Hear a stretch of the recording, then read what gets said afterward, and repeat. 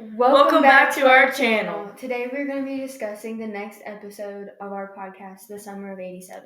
Don't forget to hit that like and subscribe button and turn on that notification bell so that you never miss an episode. With that, let's get started. So, it's June 6, 1987, 3 days after Dean's disappearance. Dean's car is found in a wooded area on the shoulder of Burn Road. The police discovered a car that looked exactly like Dean's. Only items in the car were his wallet, his debit card, 4 empty, 1 blank check, $200 of cash, his keys, his car, home, work, and gym keys, his sunglasses, which were Ray-Bans, a lacrosse ball and stick, which was Nike, a basketball, soccer cleats, gym bag, a McDonald's bag with trash inside, which had 2 McDoubles, a medium fry, and a Fanta cup, a 20-ounce Coke, which was half full, a picture of Harper on the dash. She was in a cheerleading outfit at the time. The police continued to search through the night and found a pair of glasses in the wooded area that could have been Dean's because he wore them while driving, but it had been confirmed. Wire-rimmed glasses, dirty and scratched. The glasses were confirmed to be his by DNA and his parents. Police can't find his Motorola. Parents say he always had it on him. He liked to call his friends in the car, especially Harper. DNA is tested in the car. The practice of DNA analysis began in the mid-'80s. It was used in crime cases, but nothing is found. A small crack on Dean's windshield, which could have been a rock of some sort. His parents thought that that it was there before he left for the party, but it seems like that is not the case. His back left tire is deflated, but it's still drivable. It was not there before the party, and so we wonder if he had to pull over, and that is how he disappeared, because he had to pull over off the road because of his deflated tire. The car looks abandoned because no one was there, and the police tried to crank the engine, but it was cold.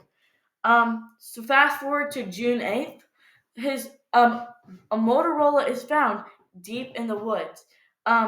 They wanted to test the DNA and do another DNA analysis, which was found to not be his, and it belonged to another case that was trying to be cracked, and it was broken, and it looked like it was thrown out from a moving car. Dean's pocket knife was also found about a quarter mile from the car. It was silver with his initials engraved on it, and it was confirmed to be his. It had a few drops of blood on it, which was tested for DNA. Which some of them came back to be his, others of them came back to be some sort of red paint substance. And so the search continues. June 9th and 10th, no evidence is found, and the police kind of take those 2 days off from the case just to kind of review all of the evidence they had already found, which was not a lot, but it was definitely enough to help the case. The family members continued to search throughout those days. They searched the woods. They searched the town. They asked people for help. They searched the surrounding areas. His sisters go through their backyard. They go to their relatives' houses to see if he's there. They just check everywhere possible. They check friends' houses, So, and then the police find a small glass jar that could have belonged to Zach, in Zach's yard, that could have belonged to Dean's windshield, which it happened to be a perfect fit. So the police believed it was his. And Zach's parents were contacted because they were out of town the night of the party, and they were interviewed. They basically talk about how Zach did not ask them to have a party, and how he isn't really trustworthy anymore because he threw a party that could have had alcohol and other substances used that were technically used underage and given to minors at the party. Fast forward, it is now June 11th. The interview's transcript report is released in the paper. Parents were unaware of the party because they were out of town. Zach swears no alcohol or drugs were consumed, although people knew that he was lying because, as if in our previous episode, we mentioned that there could have been drinking and alcohol due to jealousy of Dean's college scouts because of the college eyeing him, and everyone wanted to be like Dean because he was just this wonderful kid. Fingerprints were taken around the house and basement. The surroundings of his yards were searched. A few things were found, but they weren't relevant to the case. All friends were questioned. Avery said that he left at 1 a.m. around that time, like the first friend said. But the others swore it was around 10 p.m., which that would be another lie because during cases when victims are questioned, they sort of lie around the time, and because they are trying to cover up something that they did, or if they're part of any of this case, which in all of this, either one of them could be, since we aren't as deep in the case yet, but we're getting there. They continue to interview the friends, his parents, Zach's parents, and the neighbors, but they find nothing. Throughout the next 2 years, they continue searching and investigating the area, but they don't really find any evidence. The police can't find that one key piece of evidence to solve the case that could figure out and help everyone in the end find out who really did this to Dean. So since the friends had two different times that were mentioned, since they all said 1 a.m. first, and one of them stuck with the 1 a.m. when they were questioned, but the others switched it to 10 p.m. So since we have those two different ideas of what time he left, we really don't know much about the case, and we know that someone has to be lying.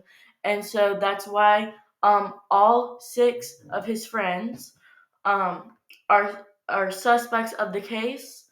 And basically, no one finds much of anything throughout the next few years, and his case kind of goes cold because they can't find anything. The different uh, point of views and um, the different perspectives on everything they all kind of differ between the people, and they sometimes can cause conflict to one's um, story as they told. And so basically, since the police cannot make a timeline, so they can't find a nice key piece of evidence, they kind of just let the 5 years kind of go. They let the case kind of go cold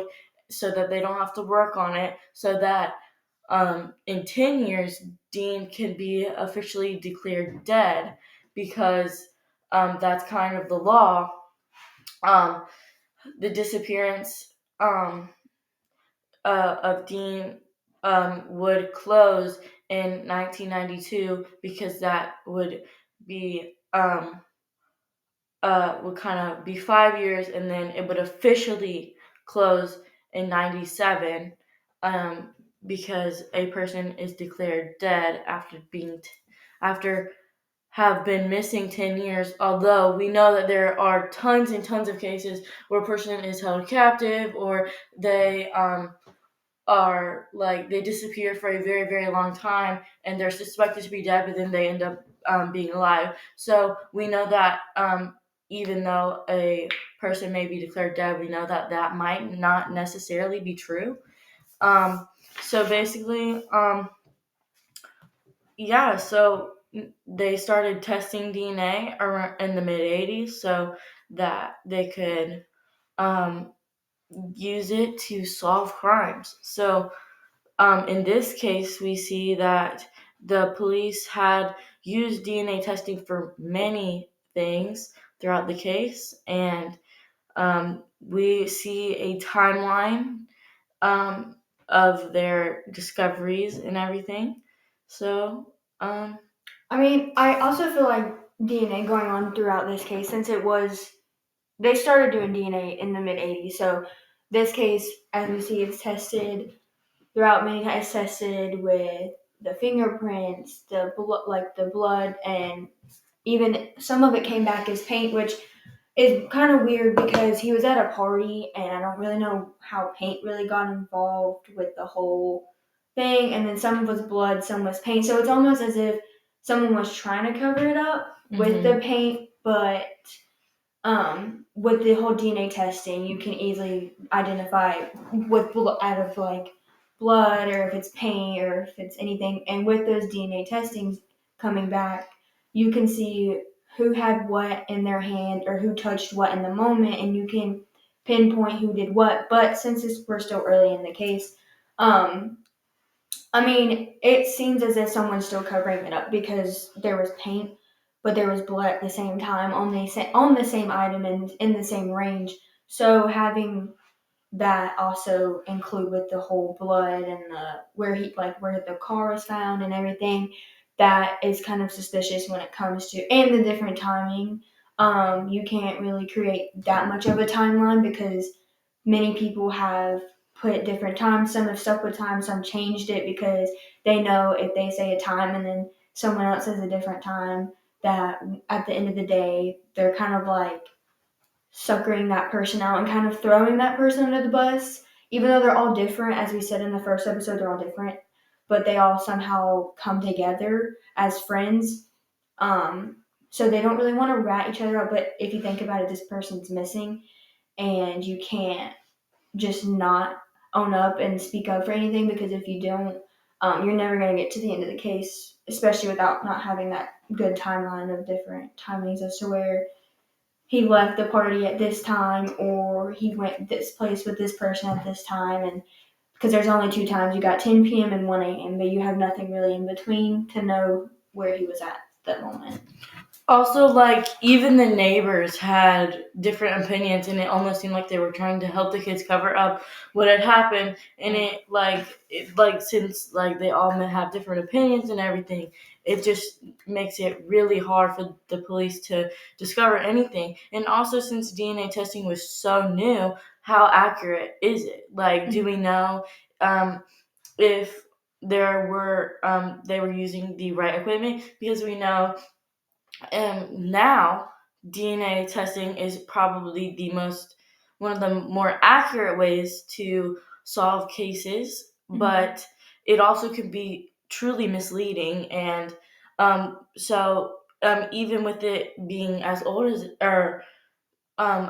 it is, and with the newer discoveries with it now, it is still hard to use. So imagine in 1987, how, since DNA is so new, how accurate is it? Um, how well is it used? What kind of people are doing the testing? Is there any cross contamination of DNA? Like, are they testing the right things?